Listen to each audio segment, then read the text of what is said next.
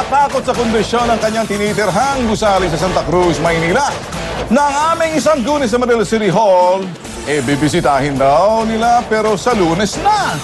Gumawa pa lang po kami ng sariling inspeksyon at ang aming nakita mga bitak na gusali walang fire extinguisher at walang fire exit. Naloko na! Sa sunod-sunod na lindol na tumama sa Pilipinas, maraming eksperto ang nagsasabing sa hina ng ilang gusali dito sa Metro Manila, isang matinding pagguho ang maaaring mangyari. Isang text ang natanggap namin, nakatira daw siya sa Veronilla Building sa San Bernardo Street, Santa Cruz, Manila. Sa labas pa lamang, makikita na ang kalumaan ng gusali. Agad naming pinasok ang loob nito. Sira-sirang bintana, bitak-bitak pa mga pader, kinakalawang na fire extinguisher. Pati kasi kable ng kuryente, salas-salabit. Ilang mga residenteng may dagdag pa ring reklamo. Yung may-ari nito, yun ang gumawa ng City Hall. Ayun? Engineer. Silang gumawa yung kalahati noon. Bakit? Ano ang pangalan, sir? Baka kilala na sa inyo. Po? Si Huko. Si Huko? Oo. Hindi naman maniniwala yung first floor nito yung di ba sinimento yun? Hindi ba nakalagay dyan? Kawayan.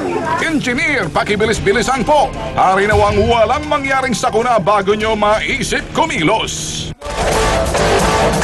Kausapin natin ang building official na si Engineer Melvin Balagot ng Manila City Hall. Magandang hapon po, Engineer.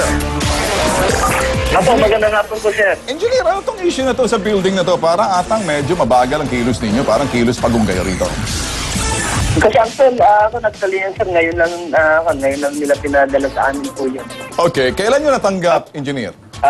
Ngayong hapon lang, mga bandang alas 3 na po ate. Alright. Dumating po yung mga tao. Kung bibigyan ka ng timeline, Engineer, sa mga kasong ganito, gaano kabilis ang iyong kilos dito?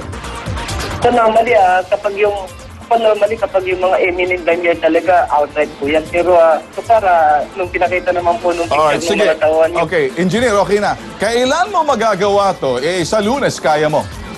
Kayang-kaya po yan, sir. Alright, pwede ba samahan ka ng T3 para magawa mo at makita mo, ma-survey mo at para mabigyan mo ng sinasabing siguro ito'y paskil na condemn o anuman pangalimitang klaseng building. Ako nasa matrafag, tinawagan ko na po yung mga tao. Ayun, kilos pala po. Naka-alerto na sila kaagad. Kaso nga lang, kasi nung pumunta po yung mga tawad po natin, sir, yung mga po natin, mukhang alanganing oras. Sabi ko sa'yo, mabait to Si Engineer Balagot. Oo, mabait to. Mabuti na lang, Engineer. Talaga kasi, kundi malagot kayo ako, sir. Alam niyo ibig sabihin, malagot, Engineer.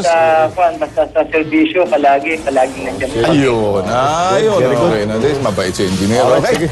Thank you, Engineer, ha? Sa Lunes, sa uulitin. Ayan. Parawagan. Para sa ulitin, mukhang babanatan mo yan. Sa uulitin sa Lunes. Sa Lunes. Pag walang nangyari, alam mo na. Okay. Okay. Alam niya na dapat.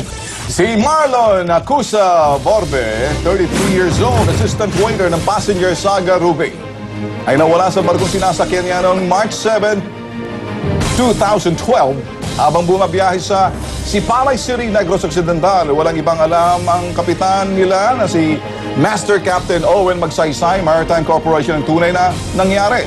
Sa makakita, pakitawagan lang sa aming hotline 0918-983-8383. Salamat po. Sa pagbabalik ng T3, kaso po ng pagpatay sa isang empleyado ng Manila City Hall, tutuldukan sa pagsusuko o pagsuko po sa amin ng mga sospek. Minura niya yung anak ko. Wala akong pakialam, taga City Hall ako. Nauna po siya, sinuntok niya yung anak ko. Kung meron kayong reklamo o personal na karanasan sa maling pamamalakad ng mga otoridad o ahensya ng gobyerno, ilabas sa mga cellphone at kumuha ng litrato o video.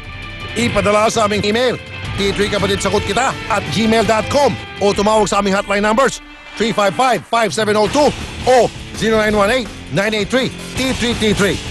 Tandaan, ang aming aksyon ay nakantabay sa inyong sumbong.